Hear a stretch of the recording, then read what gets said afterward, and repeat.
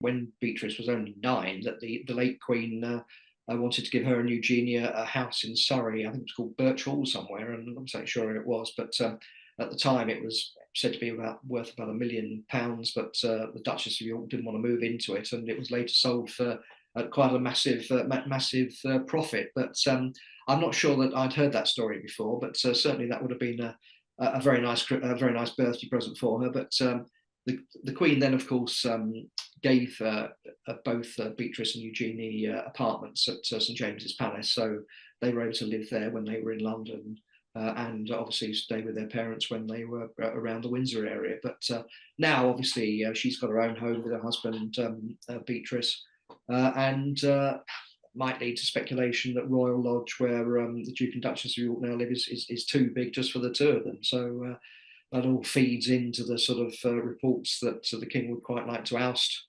Prince Andrew from Royal Lodge, and we wait to see what happens about that.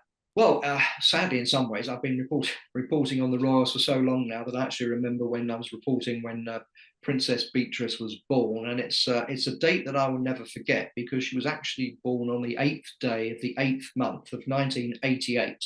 Would you believe at the time it was said she was born at 8:18 in the evening? So that was quite a story and quite an entrance to the world. I think 8 is a lucky number in the Chinese world, so she had a lucky birth, Beatrice. But yeah, she's now going to be 36 on August the 8th, and certainly she's grown up a hell of a lot in the last few years. Now happily married, of course, with a daughter herself, and so yeah, she's really blossomed, I think, in recent years. Tatler magazine actually called her the best dressed woman in the country recently, which when you think back to William and Kate's wedding in 2011, she was mocked a little bit unfairly for the Philip Tracy hat that she wore at the time, and Eugenie, her sister, was as well.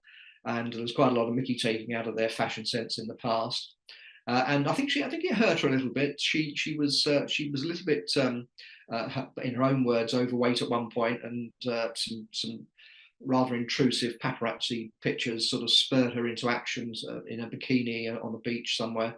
And she made a big effort to slim down, and now she looks stunning now, and I think she's grown up very much as a person, and I think she'd love to get involved in some more charity work and some more royal duties. I mean, she doesn't do any official royal duties, but the problem is that, as has been identified in the past, you can't really be sort of half in and half out, and I don't think that the King wants Beatrice and Eugenie to become official working royals.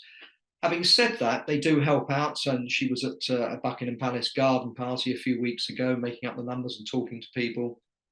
And she's certainly involved in charities like the Outward Bound Trust, and which I think Prince Philip was quite involved with, and other charities. So she's got her own sort of portfolio of charities, but they're not as an official as a royal. But so yeah, I'm not quite sure how she's going to celebrate, but of course she has this fairly wealthy husband, Edo Mozzarelli, his name is, and they seem very happily married. He's got a son, Wolfie, who's about 8 by a previous relationship, and apparently she's gets on extremely well with him and is an excellent stepmother to them. And I think it's the late Queen used to say that the Duchess of York, despite the fact that she did have some flaws, as we all know about, she was an excellent mother, and with the marital problems that the Duke and Duchess of York had getting divorced. And of course, in recent years, with Andrew's problems, the scandals he's been involved in, and of course, in the last couple of years, the Duchess of York herself having cancer, it's been quite a difficult period for B and Eugenie, and I'm sure that they, now that they're in their mid-30s themselves, they've very much been maturing and looking after the other way around, looking after their parents, and looking after their children at that age in life where they're sort of in the middle of it all. So yeah, I think Beatrice is one to watch. She's ninth in line to the throne. Eugenie, and she's ninth in line to the throne. Her daughter's 10th.